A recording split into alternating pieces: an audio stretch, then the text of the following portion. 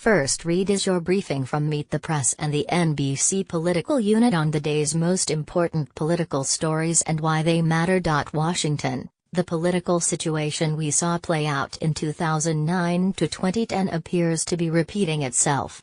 The party in power loses a Senate seat in stunning fashion. The environment it sees for the upcoming midterm season looks incredibly grim. Despite it all, the party pushes ahead on a controversial legislative goal, and it believes the bill will finally become more popular when it passes into law.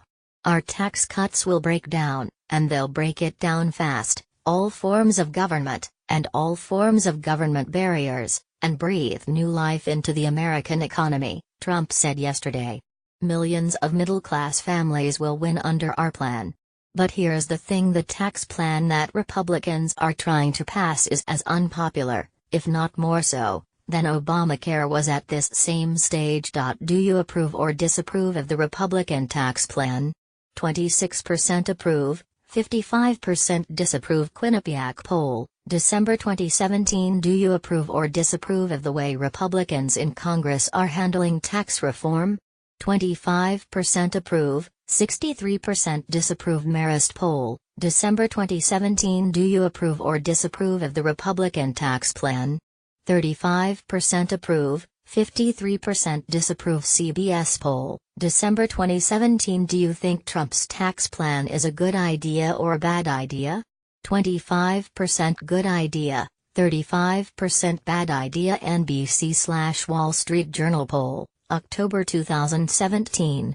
By comparison, the March 2010 NBC/Wall Street Journal poll found Obamacare at 36% good idea, 48% bad idea. And as Republicans race to pass the tax bill, they will find out, just as Democrats did in 2010, there are plenty of glitches they'll have to fix.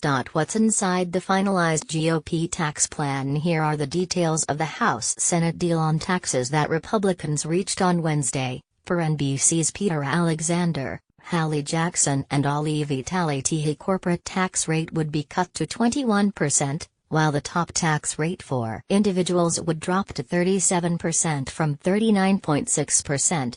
The new rates would take effect next year. The deduction for state and local taxes would be capped at $10,000 and taxpayers would be able to choose to deduct their property or income taxes, source said. The standard deduction would be doubled under the deal, to $12,000 for individuals and $24,000 for families. Republican senators leaving a GOP lunch told NBC News that the agreement would also set deductions for pass-through income at 20%. Under the deal, the mortgage interest deduction would be allowed on loans up to $750,000, the sources said. On Today This Morning, Alexander reported that the deal also eliminates Obamacare's individual mandate. Moore refuses to concede a day after losing the Senate race in Alabama to Democrat Doug Jones. Roy Moore has issued a news statement refusing to concede the election until completion of the final count. But it wasn't your typical post-election statement, The Washington Post writes. It was a 4-minute fire and brimstone video about abortion, same-sex marriage, school prayer, sodomy and the right of a man to claim to be a woman and vice versa. On Today This Morning, Jones said it was time for Moore to move on. I understand the frustration, he told NBC's Savannah Guthrie. But it's time to move on.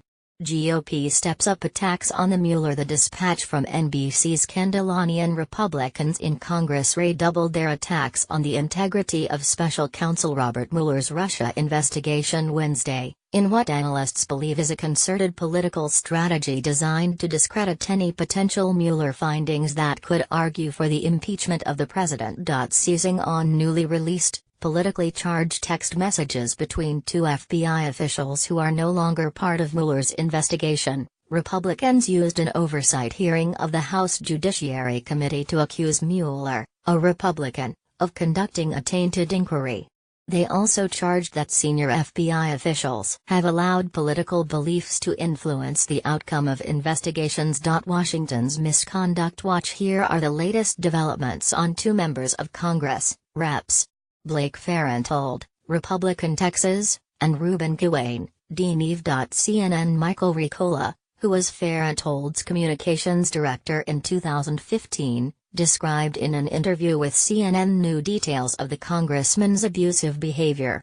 It ranged from making sexually graphic jokes to berating aides, bullying that Ricola says led him to seek medical treatment and psychological counseling, and at one point, caused him to vomit daily.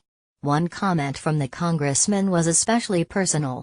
Ricola was about to leave town to get married in July 2015, when, he said, Farenthold, standing within earshot of other staffers in his Capitol Hill office, said to the groom-to-be, "Better have your fiancée blow you before she walks down the aisle, it will be the last time." The Nevada Inn,